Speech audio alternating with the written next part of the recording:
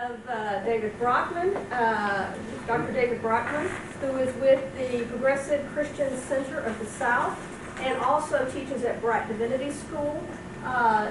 David is a graduate of SMU in systematic theology.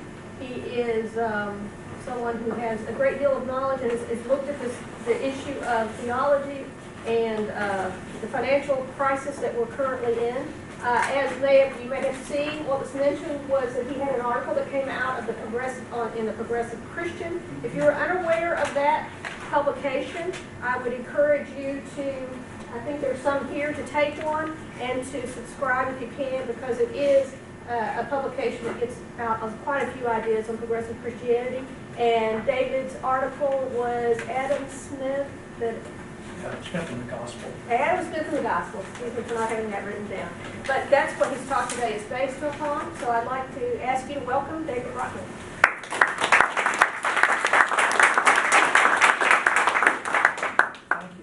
Thank you. Thanks to all of you for turning out today. It is an impressive group that's assembled here. I want to say a few words of thanks before I begin with the talk itself. First of all, thanks to DACPA for asking me to participate in this to kick off the speaker series for this year. Many thanks also to Jörg Rieger, who is involved with DACPA as well. Jörg was my dissertation chair, the chair of my dissertation committee at SMU, and he's the one that's responsible for my being involved with DACPA in the first place. Also, Cynthia Askell, who is the new managing editor. Yeah, I'm currently managing editor. Okay. April 1st, I'll be the editor. The editor of Progressive Christian. Okay. And they were kind enough to take the article and that this talk is based on. And please take a copy of the magazine. This is the issue that the article appears in. It's a good magazine. Pardon me? It's a good magazine. Yes, it is, and please do consider subscribing. So Cynthia and her team at the Progressive Christian were kind enough to send complimentary copies of the issue, so please take one, and please also consider subscribing. Also, I want to thank Eleanor, my wife, for bringing me over here. And I should say that, are any of you familiar with the Myers-Briggs personality assessment? Okay. I am an INTJ.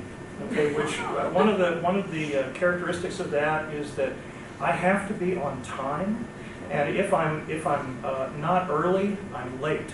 So Eleanor had to put up with me doing this all the way over here as we sat through stop and go traffic, and it got closer and closer to 2 o'clock. So anyway, thanks. Thanks. Yeah, she handles chaos very well. So anyway, many thanks to Eleanor.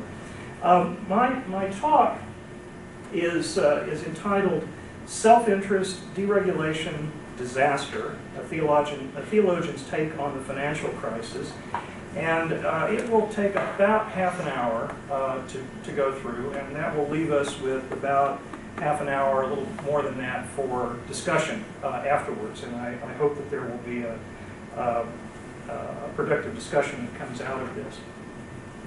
As we try to come to grips with the worst financial crisis since the Great Depression, one question keeps cropping up.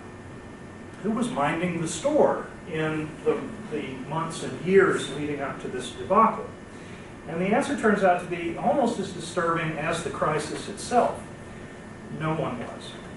As one former regulator puts it, there was a serious lack of adult supervision on Wall Street. Now, the cost, as we all know, the cost of this lack of adult supervision has been very high. Americans have lost their savings, they've lost their jobs, they've lost their houses in many cases. So the question then is, who do we blame for this mess that we're in? And lately, as you probably all have seen, a lot of people are blaming the Obama administration in one way or another. The chief criticism seems to be that people are disappointed with the 10% unemployment and the ballooning federal deficit, And of course, both of those were a direct result of the financial crisis, which happened on Bush's watch, not on Obama's. But people are also angry about the bank bailouts, and that anger is understandable. But can we honestly blame the government for what happened? I'm going to argue the government was partly responsible, but government per se was not and is not the problem, nor was the bank bailout the problem. And nor, for that matter, can we really blame the banks, much as I'd like to. Instead, I'm going to argue that the problem has its roots in an underlying philosophy, an underlying mindset, which government, business, and most Americans have come to adopt as common sense, as a kind of unquestioned truth. And this mindset goes back decades before the Obama administration or even the administration of Bush II. This mindset is a kind of religious faith that the greatest good comes from allowing market players to pursue their own self-interest unhindered by government regulation or oversight. And one wag summed up this mindset this way: remember, we're all in this alone.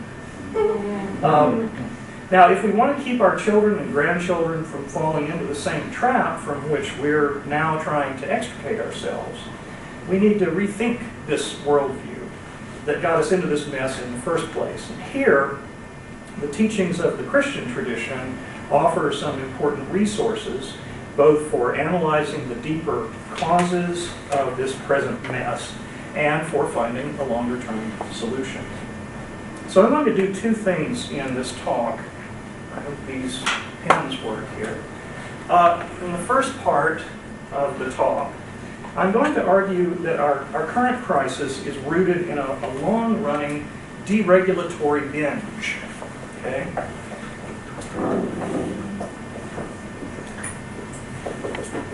And I'll talk about that in a moment. And then in the second part of the talk, I'm going to draw on Christian teaching to argue that the deregulatory mindset is rooted in a fundamental misconception of what constitutes self-interest.